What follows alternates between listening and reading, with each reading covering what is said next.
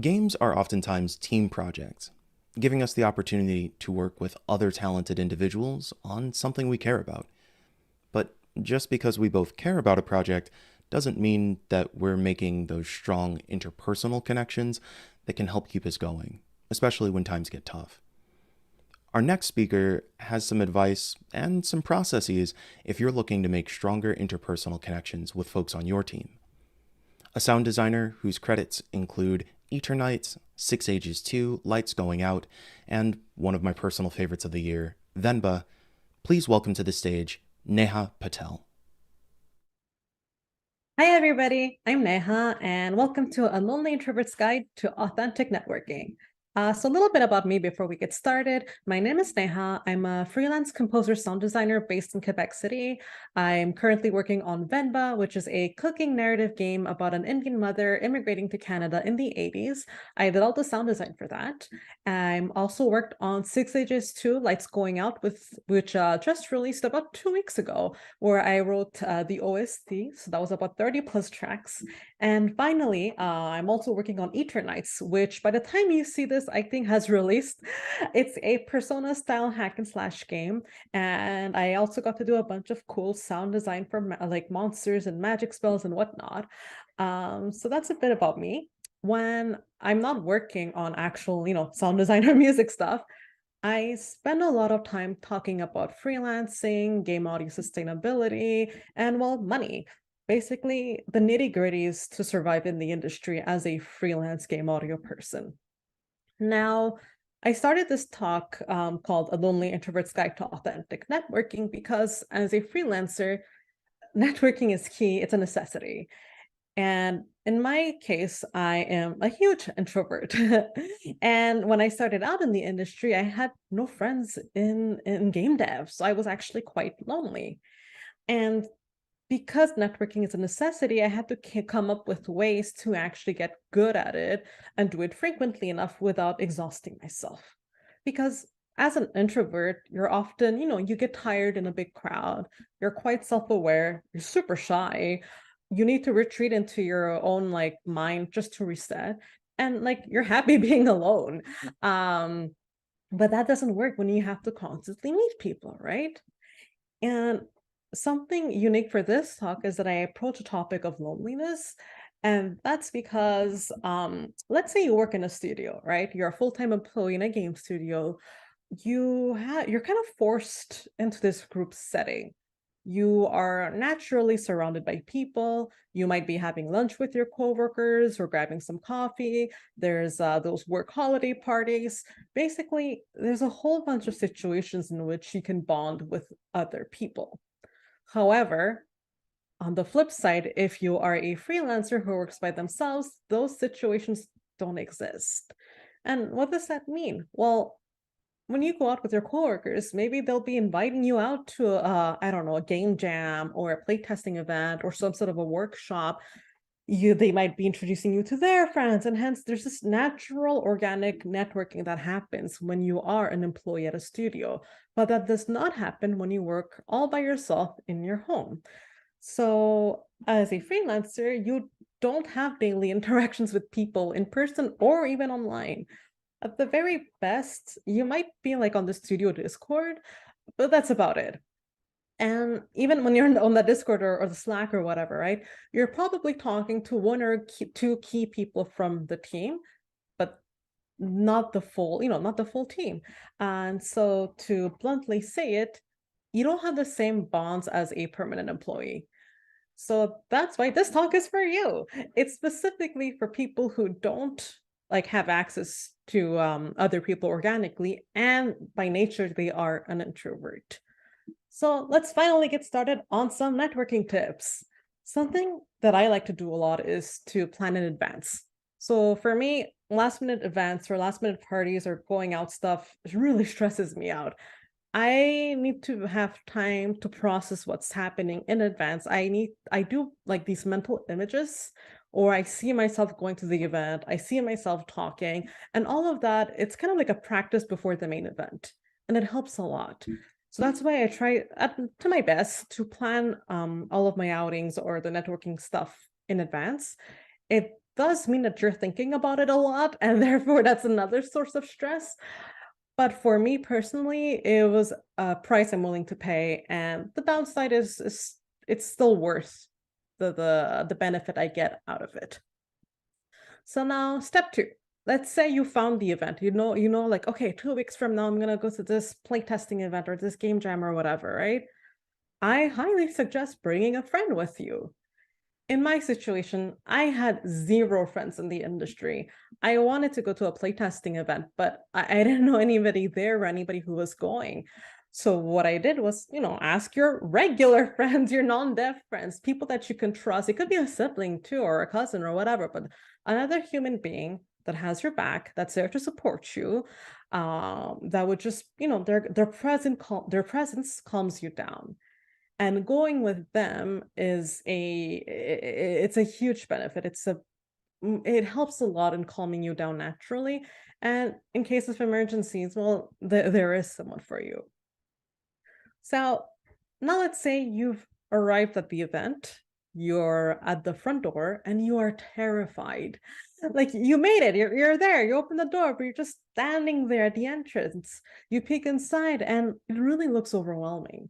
Like my first event, it was in Montreal, and I found out about the event by sheer Googling. It was like a playtesting event. And I pumped myself up. I did all the pep talk. I did all the mental imaging. None of my friends were able to go with me. So I was doing this solo. I was like, no, I got this. I felt good. I get to the entrance, I open the door, and I just freeze. And I feel my eyes tearing up. And the first thing I see are like these big white beardy dudes. And I'm like, oh no, they're totally gonna judge me. Because all my life I was told that, hey, you're not a real gamer because you don't play Call of Duty or Halo. I like JRPGs, by the way. But I don't know what happened till this day. It was just this sudden like freezing moment of I am so scared to enter here and look like an idiot. So I stood there and I just left. And I left crying. No one noticed. It was very quiet, very subtle, but I could not do it. And in that moment, I felt like a total failure of like, what the hell did I just do? What's wrong with me? This isn't good. Like I failed. But looking back, I think I did all the right steps, and I'm actually quite proud of myself because it was a lot to just find out about the event, to actually show up there. I made it to the front door. Sure, I couldn't, fully go into the event and enjoy myself, but was still kind of there, and it was a first step. All of this to say is that not all events are going to be successful. And especially your first couple ones, it might be hella awkward. You might just leave early. You might not even get to it. And that's okay. You see, a month later, I went to that same event at that same location with a friend this time. And it went great. I had a blast. And I wasn't even thinking about my past failure. I just realized that, yeah, it's a lot easier if you go with somebody. And it's okay if you mess up or if it doesn't go well. So, next step. Let's say you arrive at the event, and oftentimes there's like these groups that are already formed, like these little circles, and it seems like everybody knows each other. And then you're like, well, who the hell do I talk to? How do I network here? Well, this is the time where you use what I call your mental scanner. Try to go near the wall, near the edges. Take your time and look around the room. Certain circles are very tight, like literally physically, it's a tight ass circle. And you can see that, they're having an emotional discussion or a heated discussion or something, they're very clicked in. Those are not the groups you're going to try and join. Avoid them because socially it might not be the right time. But there's always a circle that's a little bit looser. And sometimes there's even this thing called the awkward circle. Like you totally know everybody's awkward just by looking at them. Run and join those. Those are the types of little cliques that are easier for yourself to introduce yourself in and to join. But take your time. You could go near the wall or, I don't know, wait to grab a drink and just scan the room. You have to use your social cues and your like social rules to understand like, hey, this is an awkward circle. And this is somewhere where I think I can like introduce myself. My little thing is that, I'll quietly go up there. I'll wait for someone to finish talking and then I'll introduce myself. I'm like, hey, I'm Neha. I don't know anyone and I'm sorry if I intruded. And no, that's the kind of line that just fits me best. I like using humor. I like just being very, very honest. So try, mental imaging, try to see what works for you the best. So, okay, you got to the event, you found the little group, you're in the group, and now you have no idea what to talk about. Well, for one, you can prepare questions in advance, depending on the type of event it is, right? Maybe there was a showcase prior. You could talk about the things you saw. Maybe it's an exposition. I don't know. But try to, talk about something that's relevant in the moment. But I think my biggest trick is to ask more questions. And that's because I'm curious about other people. I'm honestly very interested in finding out about you. And I want to meet more kind and interesting people. So, networking doesn't necessarily mean you're selling something. And this part is very important to me, but do not be a salesperson. I call those people the hungry people because it feels like they don't actually want to like talk to me as a human being, as someone who's just kind to one another, but rather they're just there to sell me their services. They're the first ones to wipe up a business card to just go like, hey, if you need anything, let me know. And then just, jump around the little circles in the room. And we all forget about those people because it's overwhelming. And I didn't learn anything about you. I just know that you do, I don't know, trailers or you do voice acting or you do sound, but I didn't get to know you. So try to be authentic towards yourself. Try to be curious about other people. And to some extent, I feel like that's kind of innate. There should be some amount of kindness, some amount of curiosity. You're not a salesperson. So, yeah, that's like just try to be curious about where you are and who you are talking to. And yeah, if you're not curious about anybody, then this talk isn't for you, and I can't help you much on that. So now you're at the event, you've been talking, you've been listening, things are going well, but you feel like your social batteries are slowly depleting. You kind of want to just go home, but you feel like there's still so many cool people you want to talk to. My little tactic, and I use this at any point of the evening, whether it be at the beginning, the end, no, depending on how I feel. But I use the bathroom as a social recharge place because it's the one guaranteed spot where you're all by yourself. There's no one else you gotta talk to in that stall. It's a smaller space, so it feels a bit comfier, and that's where I get to like reset, refocus, realign, and I can reassess to see like, okay, how do I feel now that I'm alone? Because you don't want to overexert yourself and burn yourself out either, but you also don't want to miss out on something that you wanted to do. So for me, the little bathroom excuse is where I recharge if I need to, reassess to see if I need to go out again or if I can go home.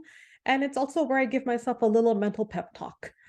Sometimes at the events, there's foods or drinks.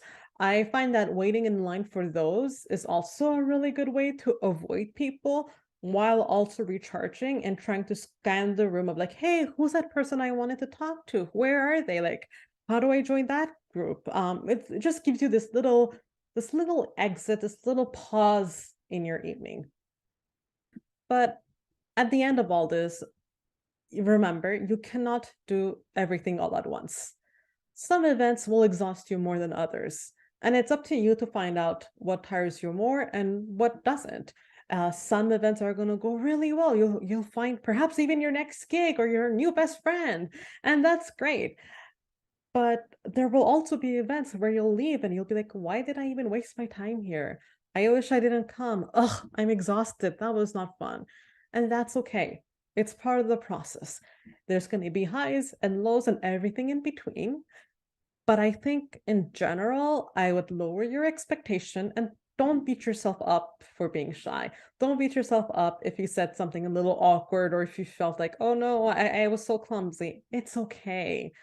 at the end of the day, most people at these events are touched by the people who are kind, are touched by the people who they have a connection with, not the salespeople. So that's about it. Thank you so much for coming to my talk. If you have any questions, I'm looking at the chat. DM me on Twitter at Neha Patel. And yeah, thank you so much for coming. I gotta admit, it was actually kind of nice to hear that somebody else struggles with the extroverting that this industry seems to require sometimes. Those things said, I appreciated that Neha's processes gives the introvert a space to be introverted, slowly wading into social waters without totally avoiding them, and also without getting shoved into the deep end. Thanks so much for those tips, Neha. We'll report back and let you know how it goes.